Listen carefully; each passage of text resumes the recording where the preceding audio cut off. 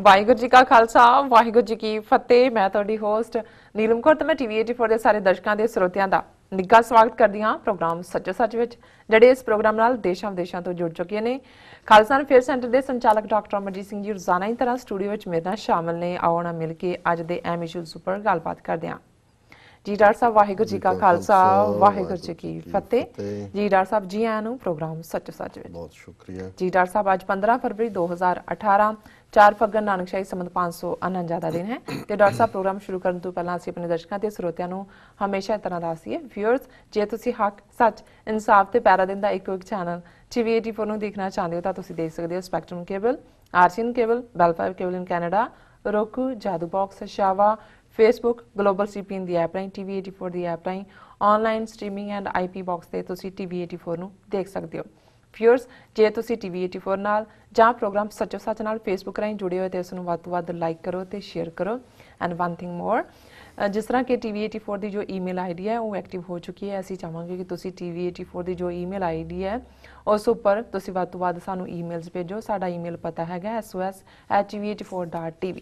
Thank you so much ਜੀ। Doctor ਸਾਹਿਬ programme ਸ਼ੁਰੂ ਕਰਨ ਤੋਂ ਪਹਿਲਾਂ ਅਸੀਂ ਇੱਕ ਹੋਰ ਅਨਾਉਂਸਮੈਂਟ ਆਪਣੇ ਦਰਸ਼ਕਾਂ ਨਾਲ ਸਾਂਝੀ ਕਰਨਾ ਚਾਹਾਂਗੇ, ਉਹਨਾਂ ਨੂੰ ਦੱਸਣਾ ਚਾਹਾਂਗੇ।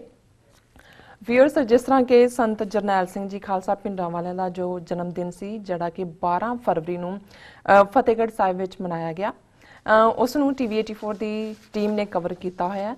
ਜੋ ਆਉਣ ਵਾਲਾ ਸੈਟਰਡੇ ਹੈ ਉਹ ਜਿਸ ਤਰ੍ਹਾਂ ਕਿ ਉਸ ਦੀ ਟਾਈਮਿੰਗ ਹੈਗੀ ਹੈ ਸ਼ਾਮ ਨੂੰ 7 ਤੋਂ 12 ਵਜੇ ਤੱਕ 5 ਘੰਟੇ ਦਾ ਇਹ ਪ੍ਰੋਗਰਾਮ ਹੈ। ਅਸੀਂ ਚਾਹਾਂਗੇ ਕਿ ਤੁਸੀਂ ਇਸ ਪ੍ਰੋਗਰਾਮ ਨੂੰ ਜ਼ਰੂਰ ਦੇਖੋ ਔਰ ਇਸ ਪ੍ਰੋਗਰਾਮ ਦੀ ਜੋ ਐਡ ਹੈ ਉਹ ਚੱਲ ਰਹੀ ਹੈ TV 84 ਤੇ ਜੀ।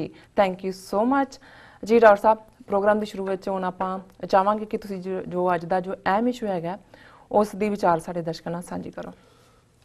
ਸਭ ਤੋਂ ਪਹਿਲਾਂ ਤਾਂ ਮੈਂ ਸਾਰੇ ਉਹਨਾਂ ਦਰਸ਼ਕਾਂ ਦਾ ਜਿਨ੍ਹਾਂ ਨੇ ਕੱਲ ਵੈਲੈਂਟਾਈਨ ਡੇ ਦੇ ਉੱਤੇ ਜਿਹੜਾ ਸਿੱਖ ਪਰਸਪੈਕਟਿਵ ਇਸ਼ਕ ਹਕੀਕੀ ਦਾ ਕੀ ਹੈ ਔਰ ਵੈਲੈਂਟਾਈਨ ਡੇ ਨਾਲ ਜੁੜਿਆ ਹੋਇਆ ਇਤਿਹਾਸਕ ਔਰ ਮਿਥਿਹਾਸਕ ਪੱਖ ਕੀ ਹੈ, ਇਸ ਤੇ ਜਿਹੜਾ ਅਸੀਂ ਸੈਗਮੈਂਟ ਕੀਤਾ ਹੈ ਜੀ, ਉਸ ਤੇ ਸਾਨੂੰ ਬਹੁਤ ਸਾਰੇ ਕੰਪਲੀਮੈਂਟ ਮਿਲੇ ਨੇ।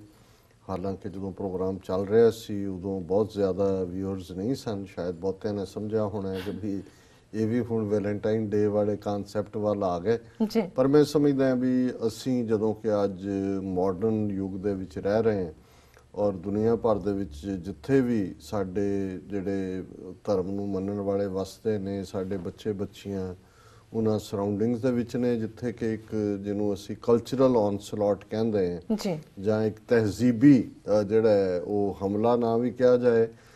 ਦੋ ਤਹਿਜ਼ੀਬਾਂ ਦੇ ਵਿੱਚ ਘਰੇਲੂ ਤਹਿਜ਼ੀਬ ਹੈ, ਸਿੱਖ ਤਹਿਜ਼ੀਬ ਜਿਹਦੇ 'ਚ ਅਸੀਂ ਜੰਮਦੇ ਔਰ ਬੱਚਿਆਂ ਨੂੰ ਪਾਲਦੇ, ਪਰ ਜ਼ਿਆਦਾ ਅਸਰ ਉਸ ਤਹਿਜ਼ੀਬ ਦਾ ਕਬੂਲਦੇ ਨੇ ਜਿਸ ਸੁਸਾਇਟੀ 'ਚ ਉਹ ਰਹਿੰਦੇ ਨੇ। ਸੋ ਜੇ ਉਹ ਇਕਵਿਪਡ ਹੋਣਗੇ ਕਿ ਵੀ ਉਹਨਾਂ ਦੀ ਆਪਣੀ ਤਹਿਜ਼ੀਬ ਕੀ ਹੈ, ਇੱਕ ਤਾਂ ਤੁਸੀਂ ਬਿਲਕੁਲ ਬਲੈਂਕਟ ਬੈਨ ਲਾ ਦਿੰਦੇ ਹੋ, ਨੈਗੇਟ ਕਰਦੇ ਹੋ। ਇੱਕ ਇਹ ਹੈ ਕਿ ਉਹਨਾਂ ਦੇ ਅੰਦਰ ਤੁਸੀਂ ਉਹ ਸਮਰੱਥਾ ਪੈਦਾ ਕਰੋ ਕਿ ਉਹ ਠੀਕ ਤੇ ਗਲਤ ਦੀ ਪਛਾਣ ਕਰ ਸਕਣ, ਉਹ ਆਪਣੇ ਵਿਰਸੇ ਨਾਲ ਵੀ ਜੁੜਨ। ਇਸ ਦੇ ਨਾਲ ਹੀ ਜਿਹੜਾ ਮਾਡਰਨ ਸਿਵਲਾਈਜੇਸ਼ਨ 'ਚੋਂ ਜਾਂ ਜਿਨ੍ਹਾਂ ਹਾਲਾਤਾਂ 'ਚ ਜਿਨ੍ਹਾਂ ਸੱਭਿਆਚਾਰਾਂ ਦੇ ਵਿੱਚ ਰਹਿੰਦੇ ਨੇ ਉਹਨਾਂ ਵਿਚਲੇ ਜਿਹੜੇ ਖੂਬਸੂਰਤ ਐਲੀਮੈਂਟ ਨੇ ਉਹਨਾਂ ਨੂੰ ਵੀ ਉਹ ਅਡਾਪਟ ਕਰਨ। ਔਰ ਜਿਵੇਂ ਜਦੋਂ ਅਸੀਂ ਰੱਬ ਨਾਲ ਜੁੜਨ ਦੀ ਗੱਲ ਕਰਦੇ ਹਾਂ, ਫਿਰ ਇਹਦਾ ਇਹ ਹੈ ਕਿ ਦੁਨੀਆ ਦੇ ਜਿਹੜੇ ਰਿਸ਼ਤੇ ਵੀ ਨੇ, ਇਹ ਨਹੀਂ ਹੈ ਕਿ ਵੀ ਅਸੀਂ ਉਹਨਾਂ ਤੋਂ ਅਤੀਤ ਹੁੰਦੇ ਹਾਂ, ਉਹਨਾਂ ਨੂੰ ਛੱਡ ਕੇ ਦੌੜਦੇ, ਪਰ ਅਸੀਂ ਉਹਨਾਂ ਫਰਜ਼ਾਂ ਨੂੰ, ਜਿਵੇਂ ਅਸੀਂ ਮਾਪਿਓ ਤੋਂ ਗੱਲ ਕੀਤੀ ਕਿ ਮਾਪਿਓ ਦੇ ਪ੍ਰਤੀ ਤੁਹਾਡੀ ਪਹਿਲੀ ਡਿਊਟੀ ਹੈ ਕਿਉਂਕਿ ਉਹ ਤੁਹਾਨੂੰ ਦੁਨੀਆ 'ਚ ਲਿਆਉਣ ਦਾ ਕਾਰਨ ਨੇ ਔਰ ਜਿਨ ਕੇ ਜਣੇ ਵਡੀਰੇ ਤੁਮ ਹੋ, ਜਿਵੇਂ ਗੁਰੂ ਰਾਮਦਾਸ ਨੇ ਜਿਨ੍ਹਾਂ ਨੇ ਜਣਿਆਂ ਵੱਡਿਆਂ ਕੀਤਾ। ਫਿਰ ਅਸੀਂ ਸਮਝਦੇ ਹਾਂ ਵੀ ਸਾਡੇ ਸਮਾਜ ਦੇ ਵਿੱਚ ਜਿਹੜਾ ਹਸਬੈਂਡ ਵਾਈਫ ਰਿਲੇਸ਼ਨਸ਼ਿਪ ਹੈ, ਇਸ ਦੇ ਵਿੱਚ ਵੀ ਬਹੁਤ ਵਾਰ ਸਾਡਾ ਜਿਹੜਾ ਵੱਡਾ ਹਿੱਸਾ ਹੈ ਮਰਦ ਪ੍ਰਧਾਨ ਸਮਾਜ ਦਾ, ਅਸੀਂ ਬੀਬੀਆਂ ਦੇ ਨਾਲ ਇਨਸਾਫ ਨਹੀਂ ਕਰਦੇ ਕਿਉਂਕਿ ਉਹ ਬਹੁਤ ਸਾਰੀਆਂ ਤਹਿਜ਼ੀਬੀ ਕਮਜ਼ੋਰੀਆਂ ਜਿਹੜੀਆਂ ਨੇ ਉਹ ਆਈਆਂ। ਉਹ ਫਿਰ ਵੈਸਟਰਨ ਵਰਲਡ ਦੀ ਮੋਰ ਖੂਬਸੂਰਤ ਵੈਲਿਊਜ਼ ਨੇ ਜਿਨ੍ਹਾਂ ਨੇ ਬਰਾਬਰ ਦੇ ਹੱਕਾਂ ਦੀ ਗੱਲ ਕੀਤੀ, ਵੋਟਿੰਗ ਰਾਈਟ। ਇਹ ਨਹੀਂ ਹੈ ਇੱਥੇ ਵੀ ਇਵੇਂ ਕੁਛ ਹੁੰਦਾ ਰਿਹਾ, 1920 'ਚ ਅਮਰੀਕਾ 'ਚ ਪਹਿਲੀ ਵਾਰ ਵੋਟਿੰਗ ਰਾਈਟ ਮਿਲੇ। ਸੋ ਕੁੱਲ ਮਿਲਾ ਕੇ ਜਦੋਂ ਅਸੀਂ ਮਨੁੱਖੀ ਜੀਵਨ, ਪਰਿਵਾਰਕ ਸਾਂਝਾਂ ਜਾਂ ਸਮਾਜਿਕ ਸਾਂਝਾਂ ਦੀ ਖੂਬਸੂਰਤੀ ਦੇਖਦੇ ਹਾਂ ਤੇ ਉਹ ਦਾਅਵੇ ਦੇ ਉੱਤੇ ਨਹੀਂ ਹੈ, ਉਹ ਪਛਾਣ ਨਾਲ ਜੁੜੀ ਹੋਈ ਹੈ।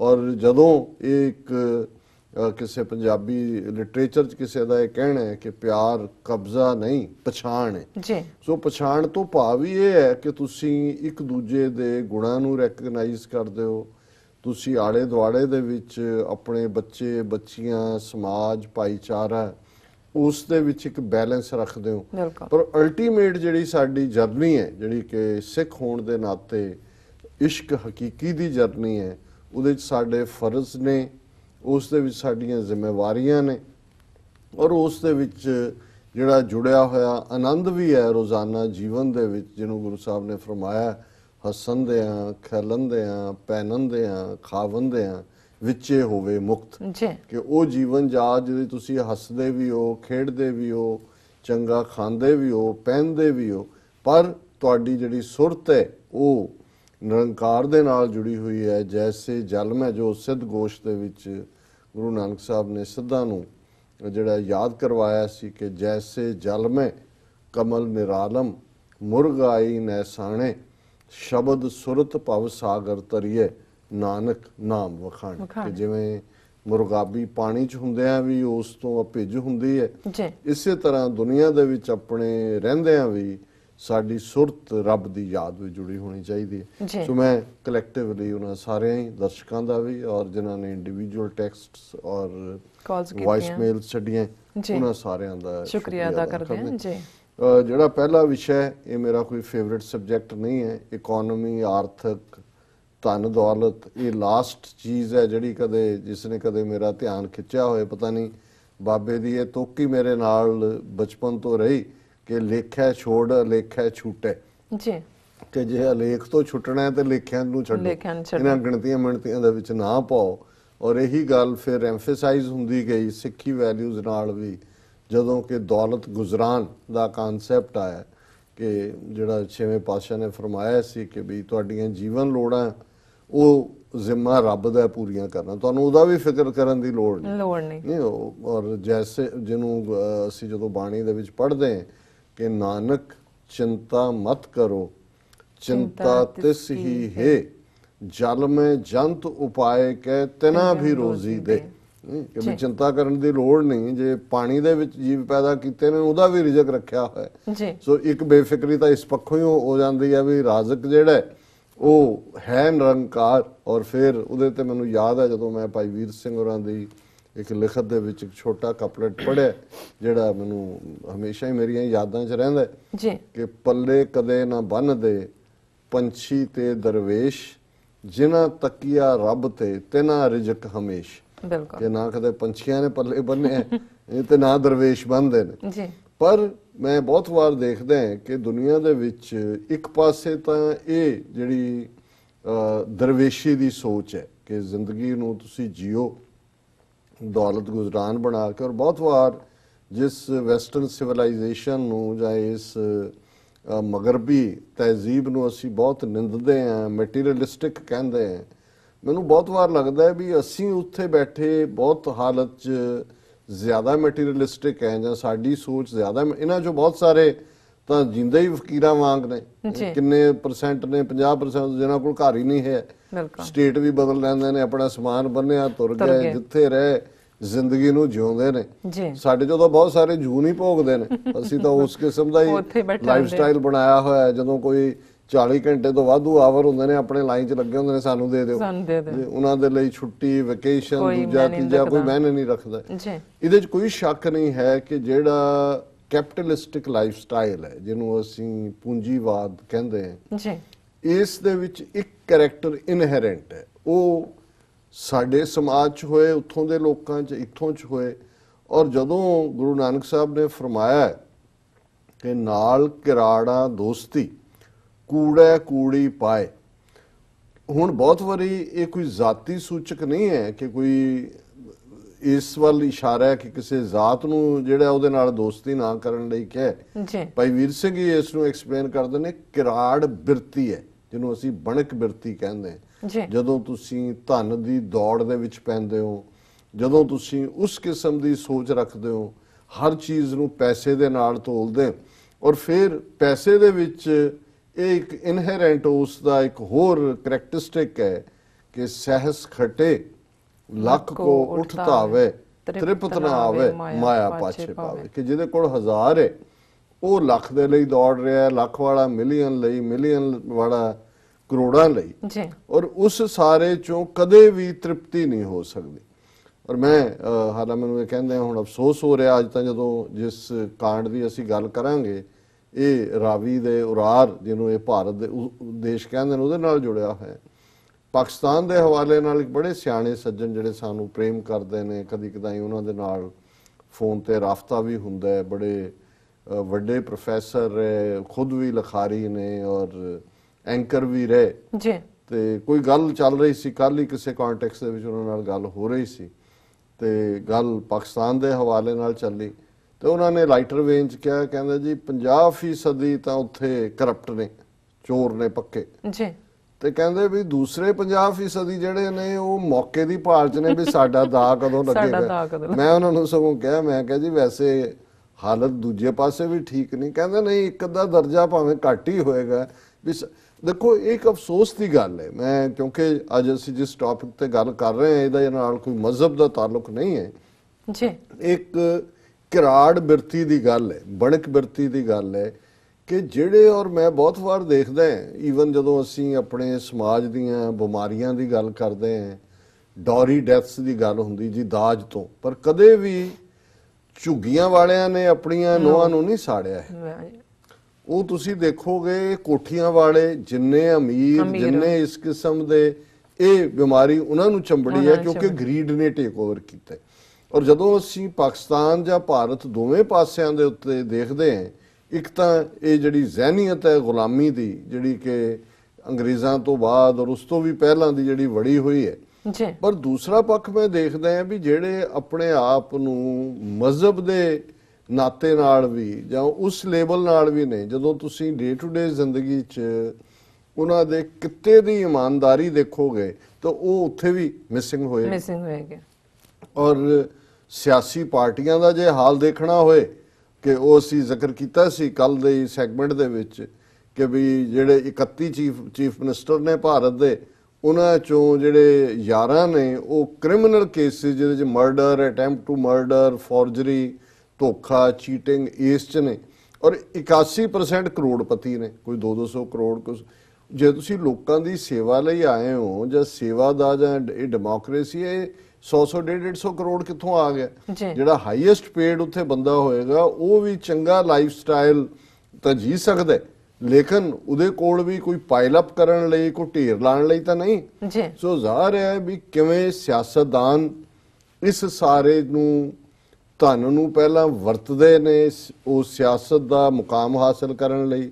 वो प्राइम मिनिस्टर होए, चीफ मिनिस्टर होए, मिनिस्टर होए, MLA होए, जदों बनते ने फिर वो अपने कॉफर्स अपने वो सारे जिहड़ियां संदूकड़ियां ने वो भरते ने, 11 बादशाह नूं भी रजाउंदे ने। और अज जिहड़ा स्कैंडल आ जिस पासे भी तुसीं देखो इंडियन मीडिया इलैक्ट्रॉनिक होए प्रिंट होए इक्को ही स्कैंडल भरिया होया है, और वो है हीरा वपारी नीरव मोदी का। जदों इस नीरव मोदी का जिक्र हुंदा है तो ये मल्टी बिलीनियर बेल्जियम दे विच जम्मिया पलिया मोदी का भरा जी, क्योंकि इनू हुण जदों कांग्रेस ने जूनीयर मोदी कहा बड़ी तकलीफ हुई बीजेपी नूं। वो कहंदे तुसीं इधर कदे किसी नूं पप्पू कहंदे हो, कदे किसी नूं कुछ तुहानूं नहीं तकलीफ हुंदी। हुण ये नीरव मोदी जिस दा जिहड़े शोरूम्स दा ही मैं देख रहा सी कि भी ये ग्लोबल डायमंड ज्वेलरी हाउस इन्हें खोलिया होया है, और इहदे boutique London, New York, Las Vegas, हवाई, सिंगापुर, बीजिंग, मकाऊ च ने, भारत च दिल्ली और बॉम्बे च बड़े बड़े स्टोर ने। और फिर जिन्हां दे जिस कंपनी दे डिज़ाइन किते गहने जो पाते ने उहदे च Kate Winslet, Rosie Huntington, Whiteley, Naomi Watts, Coco Rocha, Lisa Haydon, Aishwarya Rai, ये इस लैवल के जिहड़े एक्टर एक्ट्रैसिस दूजे तीजे तो उहदे एक इस ज्वेलरी की एड पता नहीं किहड़ी वो चोपड़ा है कि कौन है एक्ट्रैस जिहड़ी है उन्हें अज कहनी हुण मेरा कोई संबंध नहीं। हाँ, सो मतलब इस लैवल के उत्ते और जिन्ना वड्डा इसने फ्रॉड किया है। हुण पिछले दिनों जदों मोदी डैवस च गया वर्ल्ड इकनॉमिक फोरम के मौके और दर्शक स्क्रीन ते देखणगे उस फोटो दे विच वो नाल है जी मोदी दे बहुत क्लोज ਮੋਦੀ ਨੇ ਇਹਦੀ ਤਾਰੀਫ ਕੀਤੀ ਹੈ ਕਈ ਪੁਰਾਣੇ ਫੋਰਮਸ ਦੇ ਉੱਤੇ ਵੀ ਜਾ ਕੇ, ਜੇ ਤੁਸੀਂ ਦੇਖੋ। ਔਰ ਇਹ ਸਕੈਂਡਲ ਵੀ ਕੋਈ ਇੱਕ ਦਿਨ ਚ ਨਹੀਂ, 2011 ਤੋਂ 2018 ਤੱਕ ਪਹੁੰਚਦੇ ਆ ਪੰਜਾਬ ਨੈਸ਼ਨਲ ਬੈਂਕ ਜਿਹੜਾ ਦੂਸਰਾ ਸਭ ਤੋਂ ਵੱਡਾ ਬੈਂਕ ਹੈ ਭਾਰਤ ਦਾ ਜੀ, ਉਸ ਚੋਂ ਉਹਨੇ 11,500 ਕਰੋੜ ਦਾ ਘੁਟਾਲਾ ਕੀਤਾ। 11,500 ਤਾਂ ਵੈਸੇ ਗਿਣਤੀ ਨਹੀਂ ਆਉਂਦੀ, ਪਰ ਮੈਂ ਕਿਤੇ ਦੇਖ ਰਿਹਾ ਸੀ ਕਿ ਕਲੋਜ਼ ਟੂ $2 ਬਿਲੀਅਨ। ਔਰ ਉਹਦੇ ਚ ਬੜਾ ਪ੍ਰੋਸੈਸ ਜਿਹੜਾ ਹੈ ਕਿ LOU ਲੈਟਰ ਆਫ ਅੰਡਰਸਟੈਂਡਿੰਗ ਉਹ ਲੈਂਦੇ ਨੇ ਫਰਜ਼ੀ, ਔਰ ਉਹਦੇ ਨਾਲ ਇਹ ਚੱਲ ਤਾਂ ਮਨਮੋਹਨ ਸਿੰਘ ਦੀ ਸਰਕਾਰ ਵੇਲੇ ਦਾ ਰਿਹਾ, ਪਰ ਮੋਦੀ ਦੇ ਆਂਦੇ ਆ ਕਿਉਂਕਿ ਮੋਦੀ ਸੀ ਇਹ ਵੀ, ਉਹ ਵੀ ਮੋਦੀ, ਫਿਰ ਇਹ ਪੂਰੀ ਲੁੱਟ ਪਾਈ। ਔਰ ਹਾਲਾਂ ਜਨਵਰੀ ਤੋਂ, ਔਰ ਜਦੋਂ ਮੈਂ ਇਹ ਸਟੋਰੀ ਸਾਰੀ ਨੂੰ ਦੇਖਿਆ ਕਿ ਇਹ ਕਿਵੇਂ ਇਸ ਦੇ ਖਿਲਾਫ ਜਿਹੜੀ ਇਹ ਚਾਰਜ ਵੀ ਆ ਗਏ, ਜੁਲਾਈ ਦੇ ਮਹੀਨੇ ਚ ਆ ਗਏ, ਮੋਦੀ ਨੂੰ ਵੀ ਇਨਫੋਰਮ ਕੀਤਾ, ਪਰ ਇਹ 1 ਮਹੀਨਾ ਪਹਿਲਾਂ ਮੋਦੀ ਦੇ ਨਾਲ ਬੈਠੇ। ਹੁਣ ਇਹ ਸਾਰੇ, ਉਸ ਤੋਂ ਪਹਿਲਾਂ ਜਿਹੜੇ ਅਸੀਂ 2 ਵੱਡੇ ਫਰਾਡੀਏ ਦੇਖੇ ਨੇ, ਵਿਜੇ ਮਲਾਇਆ ਜੀ ਜਾਂ ਮਲਿਆ ਜਿਹੜਾ ਇੰਗਲੈਂਡ 'ਚ ਬੈਠਾ ਹੈ, ਉਹਦੀ ਐਕਸਟ੍ਰੈਡੀਸ਼ਨ ਹੋਏਗੀ ਨਹੀਂ ਹੋਏਗੀ, ਉਹਨੂੰ ਲੈ ਕੇ ਉਹਦੇ ਨਾਲ ਵੀ ਇਹਨਾਂ ਦਾ ਸਾਰਿਆਂ ਦੀ ਡੀਲੋਂ ਬੜੇ ਵਧੀਆ ਬਾਹਰ ਕਾਰੋਬਾਰ ਐਸਟੈਬਲਿਸ਼ ਕੀਤੇ ਹੋਏ ਨੇ। ਦੂਸਰਾ ਜਿਹੜਾ ਡਿਸਗ੍ਰੇਸਡ ਲਲਿਤ ਮੋਦੀ, ਹੁਣ ਇਹ ਕੀ ਕਾਰਨ ਹੈ ਕਿ ਮੋਦੀ ਜਿਹੜਾ ਕਹਿੰਦਾ ਜੀ ਮੈਂ ਤਾਂ ਚਾय बेचने वाले का बेटा, मैं तो चाय बेचता रहा ਜੀ, ਕਿ ਇਧਰ ਇਹ ਜਿਹੜਾ ਲਲਿਤ ਮੋਦੀ ਆ ਗਿਆ, ਨੀਰਵ ਮੋਦੀ ਆ ਗਿਆ, ਔਰ ਇਹ ਘੁਟਾਲੇ ਕੋਈ 100,000 ਲੱਖ ਕਰੋੜ ਦਾ ਨਹੀਂ, ਬਿਲੀਅਨਸ ਆਫ ਡਾਲਰਸ ਦੇ। ਔਰ ਇਸ ਸਾਰੇ ਬਾਰੇ ਕਿਉਂਕਿ ਇਹ ਜਦੋਂ ਸਾਹਮਣੇ ਆਇਆ ਇਸ ਵੇਲੇ ਪੋਲੀਟੀਕਲ ਡਿਬੇਟ ਭਖੀ ਹੈ ਕਿ ਕਰਪਟ ਕਾਂਗਰਸ ਨੂੰ ਵੀ ਲੱਗਦਾ ਹੈ ਕਿ ਵੀ ਇਹ ਮੌਕਾ ਵੀ ਹੁਣ ਤੱਕ ਸਾਡੀ ਤਾਂ ਸਰਕਾਰ ਹੀ ਇਸ ਤੇ ਡਿੱਗੀ ਕਿ ਵੀ ਮਨਮੋਹਨ ਸਿੰਘ ਇਹ ਕਹਿੰਦਾ ਹੁੰਦਾ ਸੀ ਕਿ ਉਹ ਮੌਨ ਬੈਠੇ, ਔਰ ਸਾਰੇ ਜਿਹੜੇ ਨੇ ਲੁੱਟ ਰਹੇ ਨੇ, ਕਿਹੜੇ ਸਕੈਂਡਲ ਨਿਕਲੇ ਉਹਦੇ ਚ ਕਿ ਕਿਵੇਂ ਉਹ ਵੀ ਵੱਡਾ ਕੰਮ ਸੀ। ਔਰ ਉਹਦੇ ਚ ਜਿਹੜੇ ਕਾਂਗਰਸ ਨੇ 5 ਸਵਾਲ ਸਰਕਾਰ ਤੋਂ ਇਸ ਸਕੈਂਡਲ ਦੇ ਉੱਤੇ ਪੁੱਛੇ, ਉਹਨਾਂ ਦੇ ਸੂਰਜੇਵਾਲਾ ਪ੍ਰੈਸ ਕਾਨਫਰੰਸ ਕਰ ਰਹੇ ਸੀ, ਔਰ ਉਹ ਨੇ ਕਿਹਾ ਕਿ ਨੀਰਵ ਮੋਦੀ ਦਾਵੇਸ ਵਿੱਚ ਪ੍ਰਧਾਨ ਮੰਤਰੀ ਨਰਿੰਦਰ ਮੋਦੀ ਨਾਲ ਕੀ ਕਰ ਰਹੇ ਸਨ। ਹੁਣ ਇਹ ਸਕੈਂਡਲ $200 ਬਿਲੀਅਨ ਦਾ $2 ਬਿਲੀਅਨ ਦੇ ਲਗਭਗ ਫਰਾਡ ਤੇ ਮੋਦੀ ਦੇ ਨਾਲ ਉਹ ਡੈਵਸ ਦੇ ਵਿੱਚ ਹੈ, ਔਰ ਮੋਦੀ ਉਹਨਾਂ ਨੂੰ ਪ੍ਰੈਜ਼ੈਂਟ ਕਰ ਰਿਹਾ ਕਿ ਜੀ ਮੋਸਟ ਸਕਸੈਸਫੁਲ ਬਿਜ਼ਨਸਮੈਨ, ਔਰ ਤੁਸੀਂ ਇੰਡੀਆ 'ਚ ਇਨਵੈਸਟ ਕਰੋ। ਫਿਰ ਉਹਨਾਂ ਨੇ ਪੁੱਛਿਆ ਕਿ ਪ੍ਰਧਾਨ ਮੰਤਰੀ ਮੋਦੀ ਦੀ ਨੱਕ ਦੇ ਹੇਠਾਂ ਦੇਸ਼ ਦੇ ਸਭ ਤੋਂ ਵੱਡੇ ਬੈਂਕ ਨੂੰ ਲੁੱਟਿਆ ਗਿਆ, ਉਸ ਲਈ ਕੌਣ ਜ਼ਿੰਮੇਵਾਰ ਹੈ, ਦੱਸੋ ਕਿ ਹੂ ਇਜ਼ ਰਿਸਪੌਂਸਿਬਲ। ਫਿਰ ਪ੍ਰਧਾਨ ਮੰਤਰੀ ਨੂੰ ਜੁਲਾਈ ਵਿੱਚ ਇਸ ਦੀ ਜਾਣਕਾਰੀ ਦੇ ਦਿੱਤੀ ਗਈ ਸੀ, ਮੋਦੀ ਸਰਕਾਰ ਨੇ ਕਿਉਂ ਨਹੀਂ ਕੋਈ ਕਾਰਵਾਈ ਕੀਤੀ। ਪੂਰਾ ਸਿਸਟਮ ਬਾਈਪਾਸ ਕਿਵੇਂ ਹੋ ਗਿਆ, ਹਰ ਆਡੀਟਰ ਜਾਂਚਕਰਤਾ ਦੀ ਅੱਖ ਦੇ ਹੇਠਾਂ ਹਜ਼ਾਰਾਂ ਕਰੋੜ ਰੁਪਏ ਦਾ ਬੈਂਕਿੰਗ ਘੁਟਾਲਾ ਕਿਵੇਂ ਛੁੱਟ ਗਿਆ ਕਿ ਇਹ ਨਹੀਂ ਦਿਖਦਾ ਸੀ ਕਿ ਕੋਈ ਵੱਡਾ ਆਦਮੀ ਇਸ ਘੁਟਾਲੇ ਨੂੰ ਬਚਾ ਰਿਹਾ। ਪ੍ਰਧਾਨ ਮੰਤਰੀ ਜੀ ਦੱਸੋ ਉਹ ਸ਼ਖਸ ਕੌਣ ਹੈ? ਉਹ ਤਾਂ ਹੁਣ ਜੇ ਤੁਸੀਂ ਉਹਨੂੰ ਜੂਨੀਅਰ ਮੋਦੀ ਕਹਿੰਦੇ ਤਾਂ ਸੀਨੀਅਰ ਮੋਦੀ ਹੈ ਜੀ।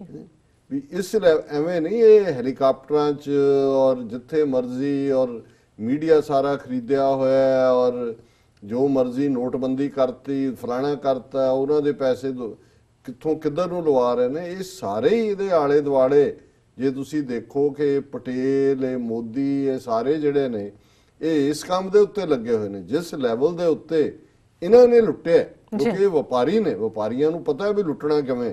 ਵੈਸੇ ਹੀ ਲੁੱਟਦੇ ਨੇ ਬਈ, ਖਾਤਿਆਂ 'ਚ ਇੱਕ ਦੇ 11 ਬਣਾ ਲੈਂਦੇ ਨੇ, 11 ਦਾ 111 ਬਣਾ ਲੈਂਦੇ ਨੇ, ਅੰਗੂਠਾ ਲਵਾਇਆ ਹੁੰਦਾ, ਅਨਪੜ੍ਹਾਂ ਨੂੰ ਪਤਾ ਨਹੀਂ ਹੁੰਦਾ।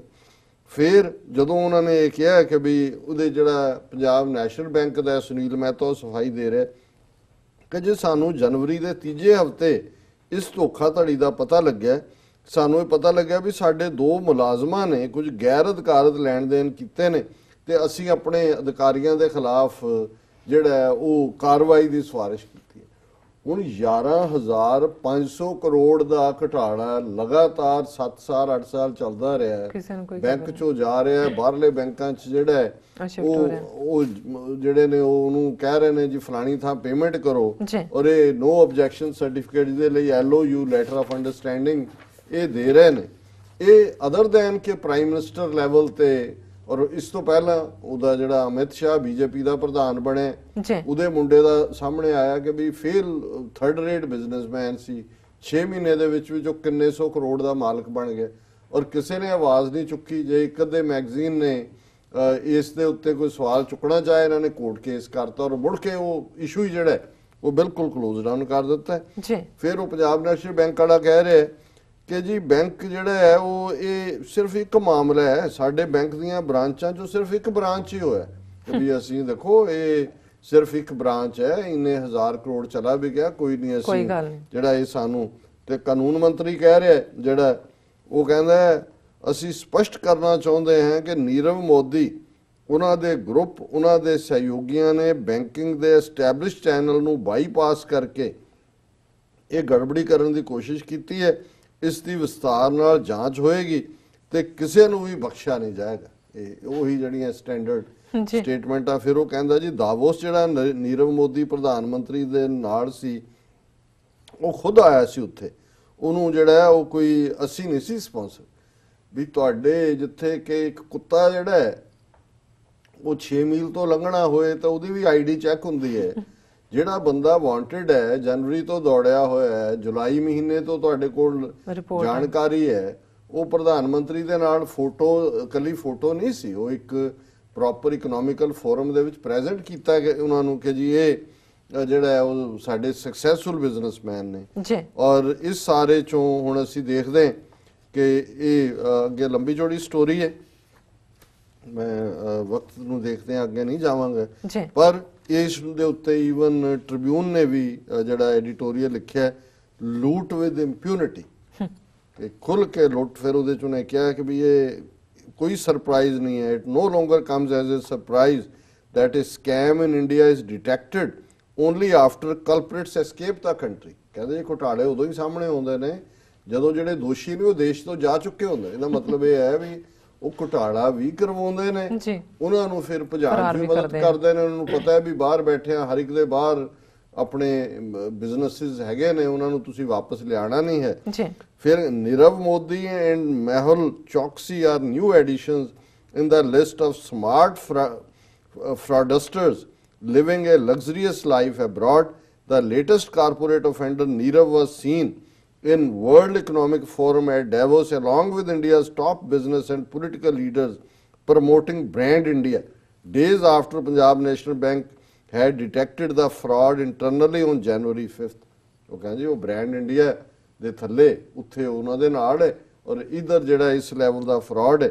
ਫਿਰ ਉਹਨੇ ਕਿਹਾ ਕਿ ਵੀ ਇਹ ਜਿਹੜੇ ਨੇ ਪੁਰਾਣਾ ਰਜੀਮ ਹੋਏ ਅੱਜ ਦਾ ਹੋਏ, therefore both the incumbent and the predecessor lack any political will to thoroughly investigate these scams, ਕਿਉਂਕਿ undoubtedly the businessman politician nexus is strong and omnipresent। ਇਹ ਕਿ ਇਹ ਜਿਹੜੇ ਬਿਜ਼ਨਸਮੈਨ ਨੇ ਔਰ ਸਿਆਸਤਦਾਨ ਨੇ ਇਹ ਰਲੇ ਨੇ, ਉਹਨਾਂ ਨੂੰ ਪੈਸੇ ਦਿੰਦੇ ਨੇ ਖੁੱਲ ਕੇ, ਉਹਨਾਂ ਨੂੰ ਕਹਿੰਦੇ ਨੇ ਤੁਸੀਂ ਫਰਾਡ ਕਰੋ।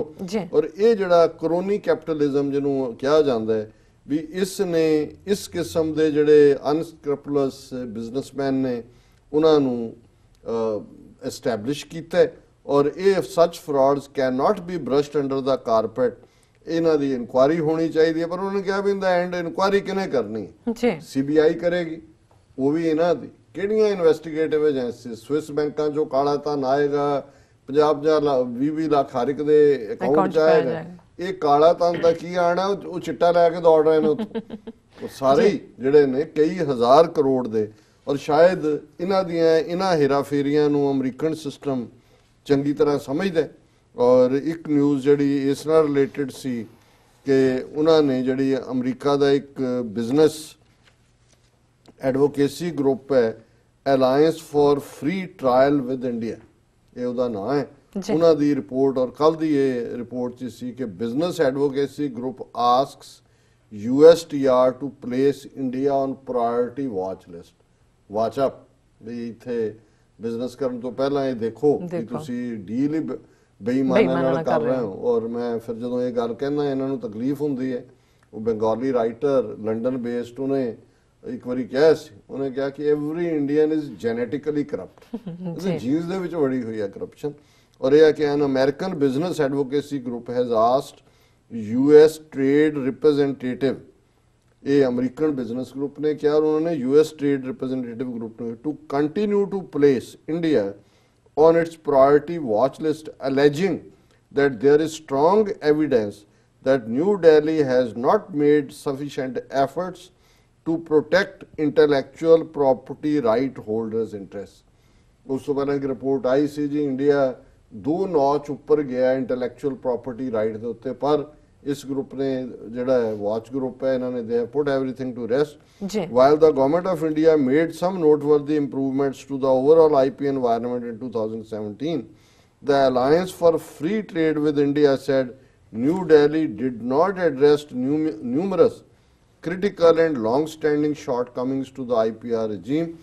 These critical shortcomings include costly and time-consuming patent opposition hurdles for patent applicants and long timelines for receiving patents, and lack an effective system for protecting data generated to obtain marketing approval for pharmaceutical and agricultural chemical products, it said.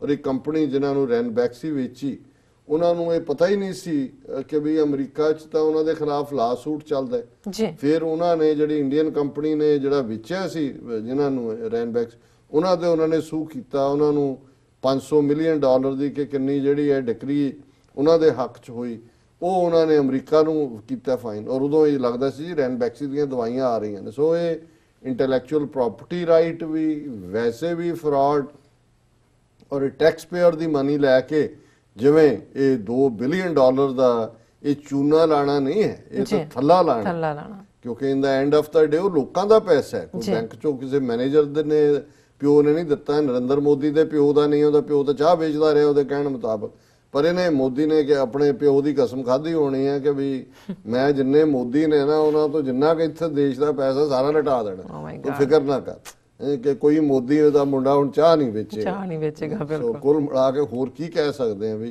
इस level ते जाके किस हद तक corrupt हो चुका जी। Doctor साहब बिल्कुल इत्थे लेने ब्रेक, ब्रेक तो पहला असीं अपने दर्शकों ते श्रोतिਆਂ ਨੂੰ अपील ते बेनती करदी है व्यूअर्स, जिस तरह कि तुसीं जानते हो कि TV84 एक ऐसा चैनल है जिहड़ा कि मनुखी हक्कां दा पहरेदार है। TV84 सिखां कश्मीरियां ते भारत दीयां नॉर्थ ईस्ट स्टेटां दे लोकां दे स्वै निर्णे दे हक्कां दा हामी है। असीं चाहांगे कि तुसीं TV84 ਨੂੰ ਅੱਗੇ ਵਧਾਉਣ ਲਈ ਵੱਧ ਤੋਂ ਵੱਧ ਡੋਨੇਟ ਕਰੋ। ਤੁਸੀਂ ਡੋਨੇਟ ਕਰਨ ਲਈ ਸਾਡੀ ਵੈਬਸਾਈਟ tv84.tv ਤੇ ਜਾ ਕੇ ਪੇਪਰ ਰਾਹੀਂ ਮੰਥਲੀ ਡੋਨੇਟ ਵੀ ਕਰ ਸਕਦੇ ਹੋ, ਵਨ ਟਾਈਮ ਵੀ ਡੋਨੇਟ ਕਰ ਸਕਦੇ ਹੋ। ਤੁਸੀਂ ਦਿੱਤੇ ਗਏ ਸਕਰੀਨ ਤੇ ਪਤੇ ਤੇ ਸਾਨੂੰ ਮੇਲ ਵੀ ਕਰ ਸਕਦੇ ਹੋ, ਸਾਨੂੰ ਤੁਸੀਂ ਕਾਲ ਵੀ ਕਰ ਸਕਦੇ ਹੋ। व्यूअर्स विचारां दा सिलसिला इस तरह चलता रहेगा। मिलते हैं आफ्टर दिस शॉर्ट ब्रेक।